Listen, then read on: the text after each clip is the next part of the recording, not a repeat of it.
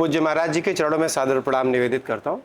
उत्तर प्रदेश पर्यटन संस्कृति विभाग की तरफ से हमारी साक्षात्कार की श्रृंखला लगातार चली आ रही है जब से ये कुंभ मेला प्रारंभ हुआ। सेवा, सुरक्षा, स्वच्छता, तमाम ऐसे विषय को लेकर के ये कुंभ अभूतपूर्व रहा है। ये कहना अतिशयोक्ति नहीं होगी कि परमार्थ महाकुंभ का एक पर्याय बना हुआ है। मैं 2019 के भी महाकुंभ में आपके सानिध्य और आशीर्वाद में मेरा अनुभव रहा। उस समय भी मैं लगभग 46 दिन यहाँ पर था। कल मेरे भी 46 दिन यहाँ पे पूर्ण हुए इस महाकुंभ के अनुभव को लेकर के। और इस कुंभ में जितनी भी गतिविधियाँ हुई उसको हम लोगों ने सभी सेक्टरों में जाकर के उसको अनुभूत भी किया। उसके नए अनुभव से हम लोगों ने अपनी जो भी सीख हो सकती थी जिसके निमित्त मैं यहाँ पे आया हुआ था। मैं कल आपका इंटरव्यू भी सुन रहा था कि आपने उसमें कहा कि कुंभ से जाने की इच्छा सी नहीं हो रही है। लगभग ऐसा ही माहौल हम सभी के साथ है। इस अभूतपूर्व कुंभ में पूज्य स्वामी जी आपके बहुत सारे प्रयोग हमेशा से होते रहे, इस बार भी बहुत कुछ हुए हैं। आपके अपने अनुभव महाकुंभ 2025 को लेकर के क्या है? देखिए, ये हम सबका सौभाग्य है। हमारे देश के पास ऐसे यशस्वी तपस्वी प्रधानमंत्री जी हैं। उनकी सोच ही अलग है। जो हो कुछ अलग हो। जो अलग अलग हो गए उनको भी कैसे साथ कर दिया जाए, सबके लिए सोचा जाए। तो ये महाकुंभ का जो पर्व है बस उसी चेतना का प्रकाश कराता है, उसी सोच को प्रकट करता है। फिर उनके नेतृत्व में उत्तर प्रदेश के आदरणीय मुख्यमंत्री श्री योगी आदित्यनाथ जी, जो सचमुच बड़ी दिव्य महापुरुष हैं, हर पल इतनी बड़ी स्टेट, इतना बड़ा दायित्व, उसके बाद भी महाकुंभ की प्राथमिकता उनके दिमाग में, क्योंकि करोड़ों करोड़ों लोगों की आस्था जुड़ी है, उन्हें उन पर ध्यान दिया।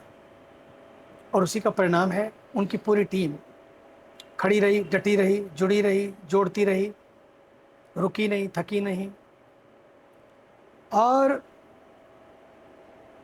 पूरे विश्व में आज ये महाकुंभ एक शोध का विषय हो गया है। इवन प्रतिशोध रखने वालों के लिए भी शोध का विषय हो गया। उनको लगता है कुछ तो है यार, दम तो है। अब कहने में सकुचाते हैं, लेकिन अंत में यह भी लगेगा कि बहुत गलती कर दी, नहा लेते तो अच्छा था। ये महाकुंभ अपने आप में दर्शन कराता है भारत की विराट चेतना का, भारत के उस सनातन स्वरूप का जिसे आज तक छिपाया जाता रहा।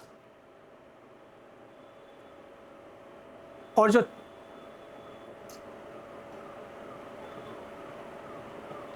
घर में बहुत सारी चीजें होती हैं उनको नेगेटिव रूप में बताया जाता रहा। सारे नेगेटिव नैरेटिव धरे रह गए, सारे नारे धरे रह गए।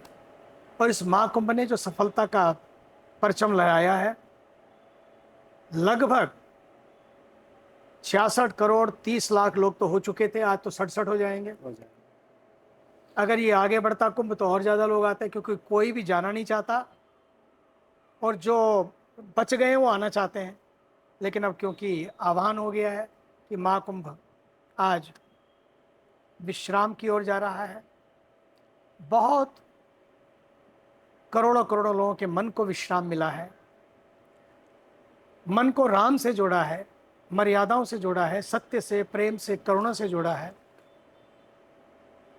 क्योंकि इस कुंभ में कहीं कोई नहीं दिखा कि जो किसी के जूस में या चाय में कुछ मिला रहा हो, कोई ऐसा नहीं मिला जो पत्थर मार रहा हो, कोई ऐसा नहीं कि जो विरोध में खड़ा हो गया हो। इतने सारे अखाड़े, इतने सारे संप्रदाय, इतने सारे लोग, अगर कुछ दिखा तो केवल सनातन दिखा। मुझे तो लगता सनातन नृत्य कर रहा था, सनातन नाच रहा था। लोगों का मन मयूर की तरह स्नान करने के बाद संगम के तट पर लगता था कि वाह, देश ही नहीं अपने विदेश के भी सभी लोग इनक्रेडिबल, अमेजिंग, अद्भुत, अलौकिक, ऐसा भारत ही कर सकता है। To me it is not a breaking news only, it is not only a breaking news, this is a making news for India, जिसने पूरे विश्व में एक नया इतिहास कायम किया है और सदियों तक लोग याद करेंगे, शोध करेंगे, रिसर्च करेंगे, पेपर लिखेंगे और फिर खुद को समर्पित करेंगे। पूज्य स्वामी जी, आपने एक बात कही कि लोगों के कि इस कुंभ को अगर देखें दूसरे परिप्रेक्ष्य में तो व्यापकता और व्यापार का तो कीर्तिमान गढ़ा ही, लेकिन अगर 67 करोड़ लोग आए तो कहीं भोजन की कमी नहीं हुई। और जो वेंडर्स थे, अगर 10 से 15 रुपए का पानी का बॉटल है तो उन्होंने रेट नहीं बढ़ाया। भोजन की थाली अगर 50 रुपए जो बिक्री भी कर रहे थे उन्होंने रेट नहीं बढ़ाया। तो ठीक है, बाकी बाइकर्स ने क्या किया, फ्लाइट के रेट क्या हुए, वो सब अलग विषय है। वो चूंकि फ्री कंपटीशन है तो ये सब होना चाहिए, लेकिन भोजन की आपूर्ति बाधित नहीं हुई, सप्लाई चेन डिस्टर्ब नहीं हुआ। देखिए, यही तो मैनेजमेंट है। बेसिक चीज़ क्या होती है? स्नान। स्नान वहीं मिल गया। लोगों के लिए जगह जगह टॉयलेट्स, करीब 1.5 1.5 लाख। लाख टॉयलेट बनाए गए। 67 करोड़ लोगों में कोई भूखा नहीं सोया। ये केवल भीड़ की यात्रा नहीं थी, ये भाव की यात्रा है। हर कोई जुड़ गया, हर एक ने अपने घर के दरवाजे, अपने टेंट के द्वार और अपने दिल के द्वार खोल दिए। ये आस्था, व्यवस्था और अर्थव्यवस्था का भी अद्भुत संगम बना। व्यापार भी बढ़ा, रोजगार भी बढ़ा, संस्कार भी बढ़ा, आपसी प्यार भी बढ़ा। छोटी छोटी दीवारें जो खड़ी की जा रही थी टूटी, दरारें पैदा की जा रही थी वो भी भर गई। दिल जुड़े, लोगों ने देखा कि इस देश में अगर कुछ है वो सनातन का संगम नाच रहा है, सनातन का संगम स्नान कर रहा है। हर सनातनी स्नान कर रहा है। कहाँ, किस घाट पे? ये जाटों का घाट है, ये भाटों का घाट है, ये ब्राह्मणों का घाट है, ये वैश्यों का? कहीं लिखा था क्या? केवल एक ही घाट था, एकजुटता का घाट, एकता का महापर्व, मानवता का महापर्व, एकजुटता का महापर्व। इसका दर्शन इस कुंभ ने कराया। इसलिए कुंभ अपने आप में अलग है। जो अलग अलग हो गए थे, अलग थलग पड़ गए थे, अलग अलग किए जा रहे थे, उन सबको भी एक साथ लाने का ये महान पर्व बना। कहना नहीं पड़ा, लोगों ने जब देखा यार ये सनातन है, खुद ब खुद जुड़ गए अपने आप ही। इसलिए सनातन था, सनातन है और सनातन रहेगा। इसलिए भारत के प्रधानमंत्री जी ने कहा था, एक है तो सेफ है, एक है, साथ हैं, साथ हैं तो सेफ हैं। बस अब इस साथ को अपनी यात्रा में साथ रखना है। स्वच्छता की यात्रा, सेवा की यात्रा, ये भी बढ़ती रहे। अपनी नदियों को, नदियां हैं तो दुनिया है, नदियां नहीं होंगी तो ये कुछ नहीं होगा। ये पानी है तो प्रयाग है, और हम तो अमृत मानते हैं। नो पानी नो कुंभ, फिर तो हम तो अमृत मानते हैं। मैं स्वामी जी यही पूछना चाह रहा था कि प्रकृति, पर्यावरण और जल को लेकर के परमार्थ के प्रयास प्रेरणा स्रोत इस देश के लिए हैं। 27 और 28 में उज्जैन, नासिक और उज्जैन के कुंभ आने वाले हैं। आज वहाँ के मुख्यमंत्री जी ने भी ऑफिशियली घोषणा की है कि हम तैयारी करने चल रहे हैं। तो परमार्थ की तरफ से क्या संदेश हो सकता है? सदैव यहाँ के कुंभ से लेसन लें कि अगर इतने लोगों के लिए हो सकता है तो उसकी तैयारी अगर अभी से करेंगे तो सच मानिए, ना उज्जैन पीछे रहेगा, ना नासिक पीछे रहेगा। क्योंकि अब सनातन ने तय कर लिया है कि सनातन अब पीछे नहीं रहेगा। सनातन आगे बढ़ रहा है, हर सनातनी आगे बढ़ रहा है। इसलिए उन सबको भी ये तैयारी कर लेनी चाहिए। पुनः कुंभ के उन सभी स्वच्छता कर्मियों को, सुरक्षा कर्मियों को, हर व्यक्ति को जिसने भी जिस रूप में सहयोग किया है, उनको मैं धन्यवाद देता हूँ, उनकी साधना को का अभिनंदन करता हूँ।